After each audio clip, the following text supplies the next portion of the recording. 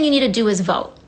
And I want to talk to some of my brothers and sisters and some of my brethren that don't vote.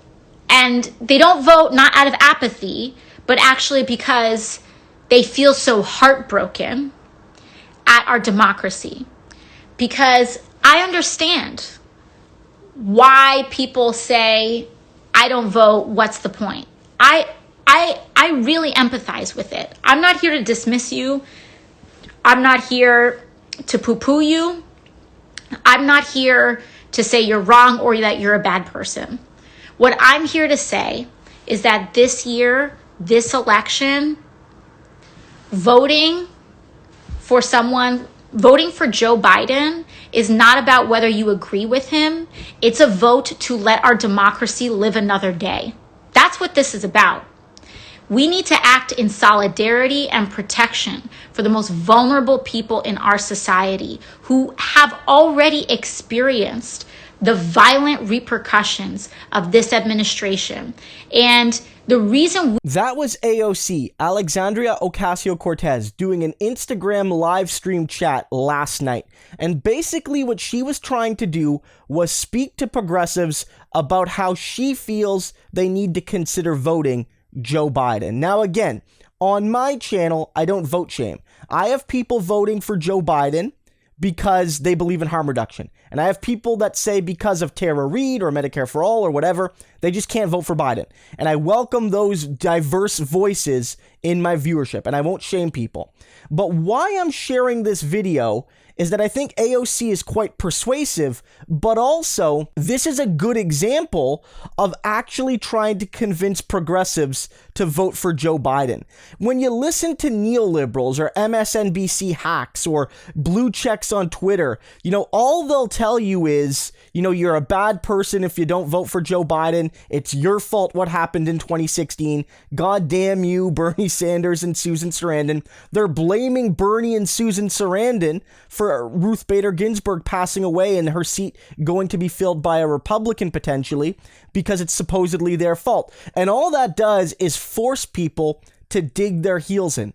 No one is won over by that rhetoric. Nobody who voted for Bernie in 2016 and either didn't vote for Clinton or voted third party or didn't vote at all, or maybe did vote for Clinton but isn't willing to vote for Biden. They're Bernie or bust this time, whatever.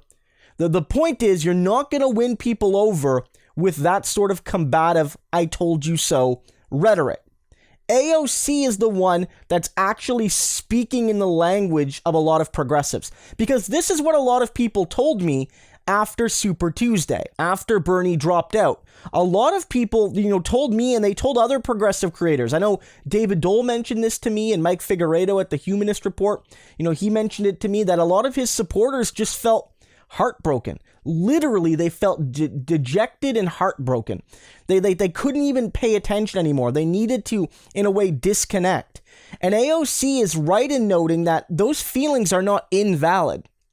That the system is designed to grind you down, especially if you're a believer in democratic socialist politics, especially if you go beyond the bounds of mainstream MSNBC liberalism. It's designed to exclude you.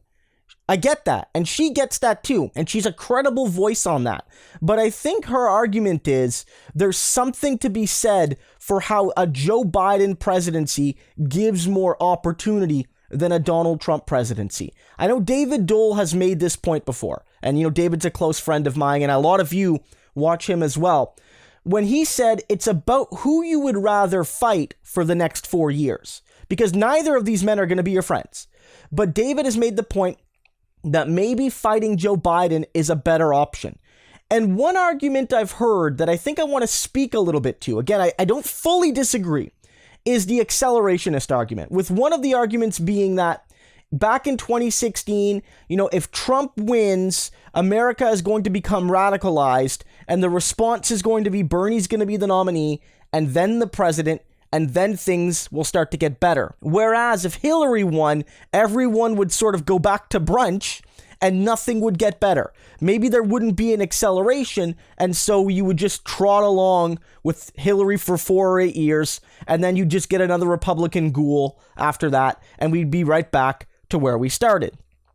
But the fact was, it didn't happen like that. The assumption that 4 years of Trump would lead to a progressive Democratic Party just didn't happen. It didn't even lead to a groundswell of an anti-Democratic Party establishment. It just didn't happen. The Democratic Party got scared and they picked the most boring, typical, old white male neoliberal hack they could in Joe Biden, regardless of the fact that he's probably not the best candidate. And they went with him because they were scared. Because again, while all of these people were saying, I want Bernie's Medicare for all, I want Bernie's Green New Deal in exit polls, they were marking Joe because they just wanted to stop Trump at all costs. At all costs. And I think we also have to remember that Bernie Sanders didn't rise out of the context of a Republican president. Bernie did not rise to prominence because of George W. Bush.